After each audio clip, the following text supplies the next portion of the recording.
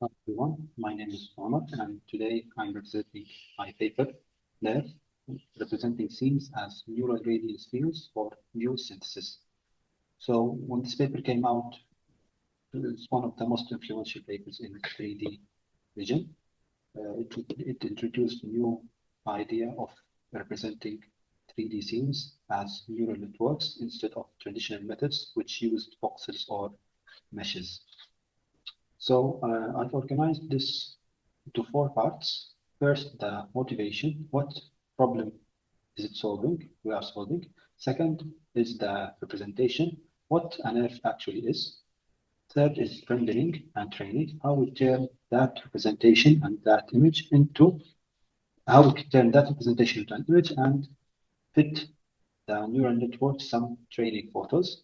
And finally, we will showcase some results. Now about the problem. The problem is novel view synthesis.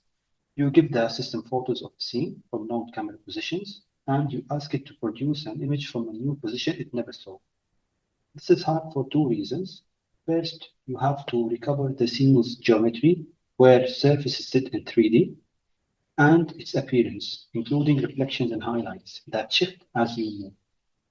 Classic approaches store the scenes explicitly as a grid or mesh. These are called voxels, but these don't scale well. High resolution means high memory, and meshes get stuck in bad positions when optimized from images. Nerve's answer is just replacing that representation with a neural network where all the information about the scene is encoded into that neural network. And whenever we want to generate a new image, we give it the coordinates and the direction we are viewing from, and we get the output as the pixel color and density at that specific pixel. So here's NERF in general. First, we are given input images. Each image is given as pixel values of that specific image, along with its position in 3D space, so XYZ, and its viewing directions in 2D. So it's 5D input for each image. Now, how do we obtain these poses? How to estimate the pose of the camera when taking that photo? These are all usually automated using other techniques, using techniques from computer vision. One of the most prominent one is called map. So it's just plug and play toolbox that we can use to retrieve poses and coordinates of cameras from given like a set of input images. We can get this information. Then we optimize nerve. And finally, using the representation we have, we can generate new views of the object we have encoded. So here we are going to discuss this middle step, which is how do we get those images and create a nerve representation.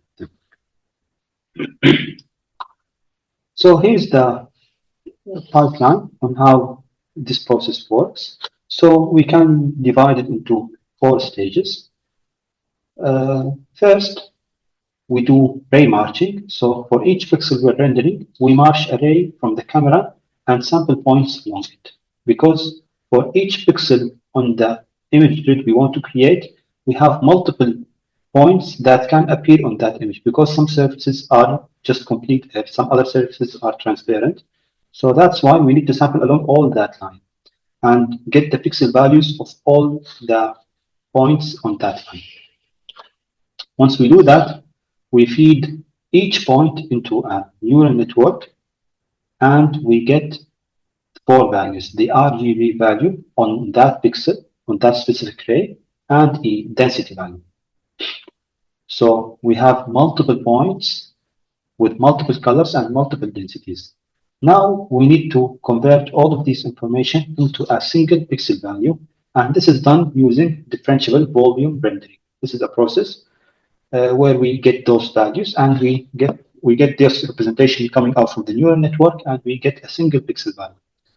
Finally, we do the optimization step where we compare for a given pixel. We see what the network is giving out and we compare it with the ground truth and generate a loss through that. And then we back propagate through the entire process.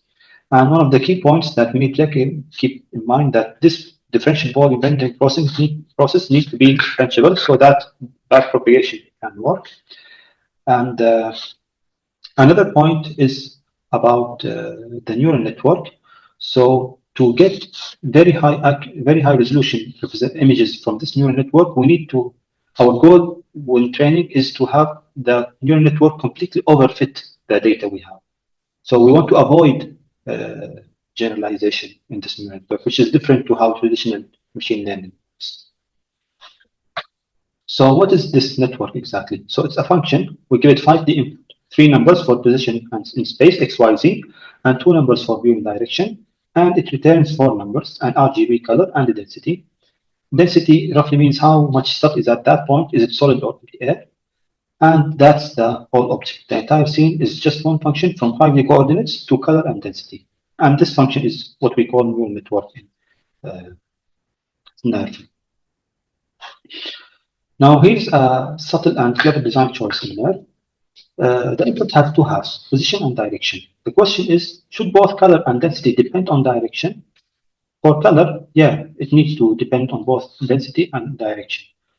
A shiny surface looks different from different viewing angles. That's because of reflection. But for density, we don't need to have direction information because whether a surface exists as a point can depend on where you are standing. So it's either there or not. So that's why the authors hardwired this information into the neural network. Density depends only on position, while color depends on position and direction. By forcing density to ignore direction is exactly what makes the recovered geometry consistent from every viewpoint. And we will see this further in the MLP architecture used. Here's how the payoff of letting color and depend on direction. These plots show 2 fixed points on a ship, one on the hull, this one, and one on this one, and one on the water. And we can see as the viewing direction it changes, the exact specific pixel value is changing because of reflection. Now, another problem when we try to represent 5D coordinates and give it to neural networks is that MLPs are biased toward low frequency. When we feed in raw coordinates, we typically get a blurred over smooth scene without final detail. And the fix that the authors introduced is positional encoding. Instead of feeding raw coordinates, we feed sines and cosines of each coordinate at different frequencies. That lifts the input into a high-dimensional space and lets the same small network represent sharp edges and fine textures. They use 10 frequency bands for position, 4 for direction, and this is one of the techniques that makes NERF works. Now we can look at the actual architecture. So here, each blue block is just a standard MLP with ReLU activation. So here we are given in the coordinates, the 3D coordinates of the system. We give it here, and then we add them again at the 5th layer because generally deep neural networks suffer from forgetting. So here we are doing, this is just a skip connection. So we are given again the position information. And then finally, we give the density values to the network. And this is the idea that we have discussed here. And finally, we get the density value from this function. So before adding the density, so we get the density information, I mean the direction. So we get the density information, and then after we add direction, we get the RGB because density doesn't depend on position. Now we have another idea. Now we come for volume rendering. So after we get all the pixel values from a specific ray, we need to determine we need to combine those values into a single pixel value. The pixel's color is an integral along that ray. Now, just decomposing this formula, this is an integral along the ray from Tn to Tf. So these are the specific endpoints for that ray. And T is what we call the accumulated transmittance. It's the probability that ray reaches T without being blocked earlier. And here, this sigma is the differential probability that ray terminates at an estimated particle at X. And this is the color transmittance value, the color function. So this is just integrating along all of the possible pixels we have. Now, this integral is a continuous function, and to actually compute it, we need to sample points along that ray and sum them up, so discretizing it, which turns into a standard alpha compositing. The same math used in classical graphics. Two things matter here. First, it's fully differentiable, so gradients flow from the final pixel color back to the network weights, which is a strength. Second, we randomize the sample positions each time, so overtraining the networks get queried at continuous positions rather than a fixed grid. Now, there is another problem faced when walking through that pipeline, which is most of array is empty space, and something it densely wastes effort from that network. So imagine we have an object, and most of the array that we are integrating through or trying to get the pixel values from are just empty air. So we use two networks. One network is a coarse network that samples the array roughly and works out where the interesting content probably is. Then those results become a probability distribution used to place a second finer set of samples concentrated exactly where the content is, and the fine networks evaluate those. Same quality, far fewer basic queries. Training is then actually simple. We render each ray and compute the square difference between our color and the real pixel, and we do that for both the coarse and the fine network. That's the entire plot, the entire loss. There is no really ground truth, no adversarial training. So it's just a simple loss between the actual pixel value and the one we got from the uh, network. So here are a few practical numbers. One is that the network is trained per scene. So a network represents a scene. And training it is that we take all of those images and we take all of those ground truth pixel values, and then we just shuffle them and give batches of those random pixel values to the network and compute that loss through those patches. Now, the cost of training such network is actually expensive, and it's one of the biggest limitations in NERF. It takes 1 to 2 days on a single high-end GPU and about 30 seconds to render each. But the good thing about it is that each scene is roughly stored inside just 5 megabytes of storage, different than the traditional methods such as voxels, which take much more space than that. Now we come to the results. If you look, here are the results given by the paper. So here we are given these are synthetic images, and here is the ground truth, and here is comparing NERF with other techniques, and we see that NERF is given superior results than the others. Now we look at strengths, limitations, and the amount of impact that NERF had on the literature and future work in this novel fluid synthesis line of work. So strengths are we are able to achieve photoreal, like complete perfect pictures from just RGB images. And the representations are actually very efficient, so it's only 5 megabytes of size. Compared to other methods, it's actually very good. And it is simple, so it's just a problem-type method.